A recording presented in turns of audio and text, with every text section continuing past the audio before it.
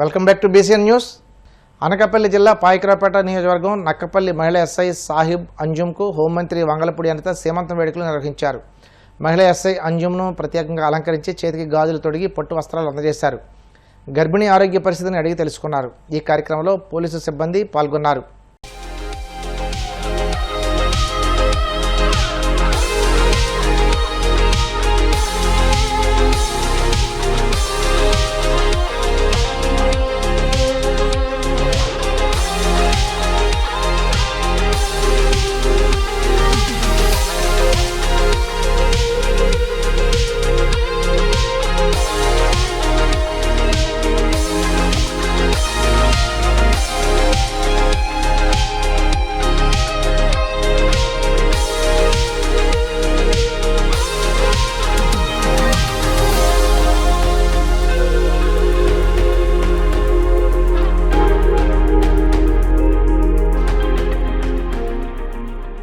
మార్కాపురం జిల్లా ఎర్రగొండపాలెం పోలీస్ స్టేషన్లో Kakinada rural MLA పంత నానాజీపై YCP MLA Chandrasekhar ఫిర్యాదు చేశారు.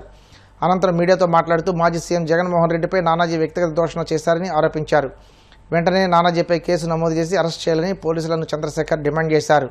పంతం నానాజీ ఒక పనికి మాలినటువంటి వ్యాఖ్యలు, జూచాకరమైనటువంటి వ్యాఖ్యలు, సమాజాన్ని కించపరిచేటటువంటి వ్యాఖ్యలు, సమాజంలో బాధ్యత లేకుండా ఒక ఎమ్మెల్యేగా ఉన్నటువంటి వ్యక్తి మాట్లాడినటువంటి దురుసు మాటలు, అత్యంత హేయమైనటువంటి జూచాకరమైనటువంటి ఈ మాటల్ని ఆ చంద్రబాబు నాయుడు గారు కానీ ముఖ్యమంత్రిగా, ఆ డిప్యూటీ ముఖ్యమంత్రి పవన్ కళ్యాణ్ గారు కానీ, లేదా రెండు పార్టీల్లో ఉన్నటువంటి ఏ ఒక్కరు కూడా ఖండించాల. సాటి మానవుడిగా అయినా కానీ ఖండించాలి కదా. బాధ్యత కలిగినటువంటి ఒక హుందాతనమైనటువంటి పోస్టులో ఉన్న వ్యక్తులు ఏమంటాడు? మాజీ ముఖ్యమంత్రి గారు మా యొక్క అధ్యక్షుల్ని నా కొడుకు అని సంబోధిస్తారు. ఎవడిచ్చాడా మీకు ఇంత కండకావరం? అధికారం అనేటటువంటి మదం నెత్తికెక్కిందా మీకు?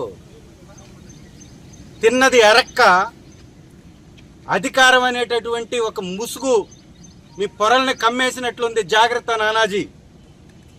ఈ వేదికగా చెప్తున్నాం, నానాజీ మీద కేసు కట్టవలసిందిగా ఎర్రగొండపాలెం యొక్క పోలీస్ స్టేషన్లో కంప్లైంట్ ఇవ్వడం జరిగింది.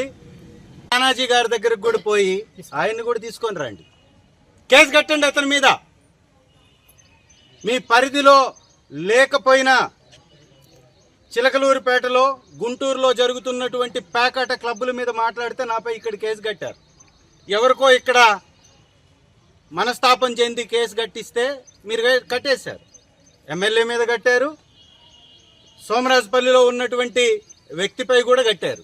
అదే ఉత్సాహం, అదే తెగింపు, అదే బాధ్యత, అదే మీ యొక్క డ్యూటీ పంతం నానాజీ గారి మీద కూడా చూపించమని, చూపిస్తారని ఆశిస్తూ చంద్రబాబు నాయుడు గారిని, పవన్ కళ్యాణ్ గారిని కూడా హెచ్చరిస్తాం. మాకు నోర్లున్నాయ్యా, దిగజారి మేము మాట్లాడట్లా.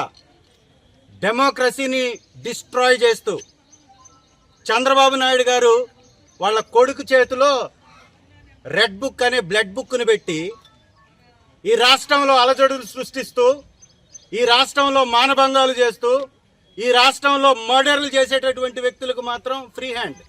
ఒక ఎమ్మెల్యే అంటాడు, ఎవరైనా తాగి మా వాళ్ళు పట్టుకుంటే పోలీసులు కేసు కట్టొద్దు అంటాడు ఒక ఎమ్మెల్యే. ఇంకొక ఎమ్మెల్యే అంటాడు, పేకాటాడు ఎవరైనా దొరికిపోతే మా వాళ్ళ మీద కేసు కట్టొద్దు అంటాడు ఇంకొక ఎమ్మెల్యే. ప్రకాశం జిల్లా గిద్దలూరులో ముఖ్యమంత్రి చంద్రబాబు నిర్వహించిన సభ విజయవంతం కావడంపై ఎమ్మెల్యే ముత్తుముల అశోక్ రెడ్డి హర్షం వ్యక్తం చేశారు. నియోజకవర్గంలోని 6 మండలాల నుండి కార్యకర్తలు, ప్రజలు స్వచ్ఛందంగా తరలివచ్చారన్నారు. కార్యక్రమానికి హాజరై విజయవంతం చేసిన ప్రతి ఒక్కరికి కృతజ్ఞతలు తెలిపారు. అందరికీ నమస్కారం. నిన్నటి రోజున గౌరవ ముఖ్యమంత్రి నారా చంద్రబాబు నాయుడు గారు గిద్దలూరు పర్యటనకి ఇచ్చేయడం జరిగింది. సంజీవిని కార్యక్రమము, అలాగే పబ్లిక్ మీటింగు, క్యాడర్ మీటింగ్ పెట్టడం జరిగింది. ముఖ్యమంత్రి గారు వస్తున్నారని తెలిసిన వెంటనే నియోజకవర్గ వ్యాప్తంగా 6 మండలాలు, గిద్దలూరు మున్సిపాలిటీ నుంచి పెద్ద ఎత్తున ఎన్డీఏ కూటమి నాయకులు, కార్యకర్తలే కాకుండా ఈ నియోజకవర్గ ప్రజలు స్వచ్ఛందంగా, మహిళలే కాదు, వృద్ధులే కాదు, యువతే కాదు, అన్ని వర్గాల ప్రజలు పెద్ద ఎత్తున తరలి వచ్చి ముఖ్యమంత్రి గారి యొక్క పర్యటనని, ముఖ్యమంత్రి గారి యొక్క సభని విజయవంతం చేయడం జరిగింది. యువత, మహిళలు ప్రత్యేకంగా కేరింతలు కొట్టినటువంటి తీరును చూసినటువంటి గౌరవ ముఖ్యమంత్రి గారు చాలా సంతోషాన్ని వ్యక్తపరచడం జరిగింది.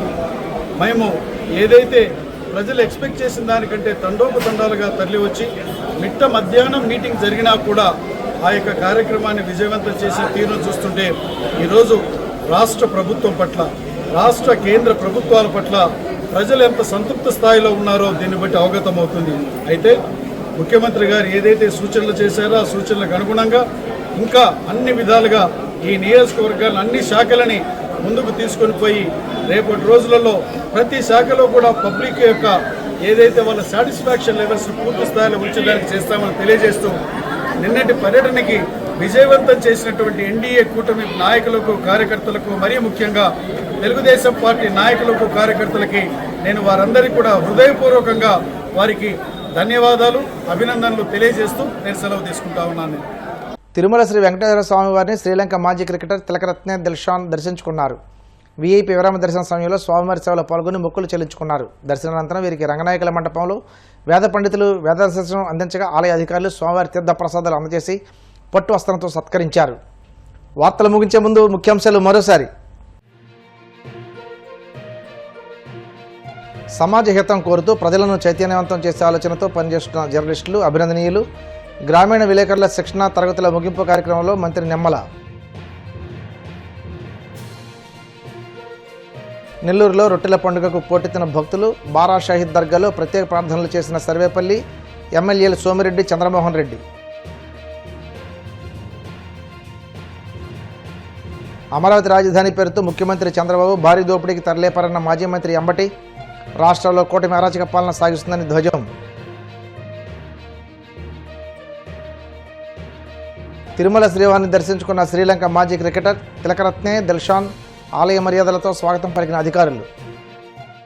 ఈ వార్తలు ఇంతటితో సమాప్తం.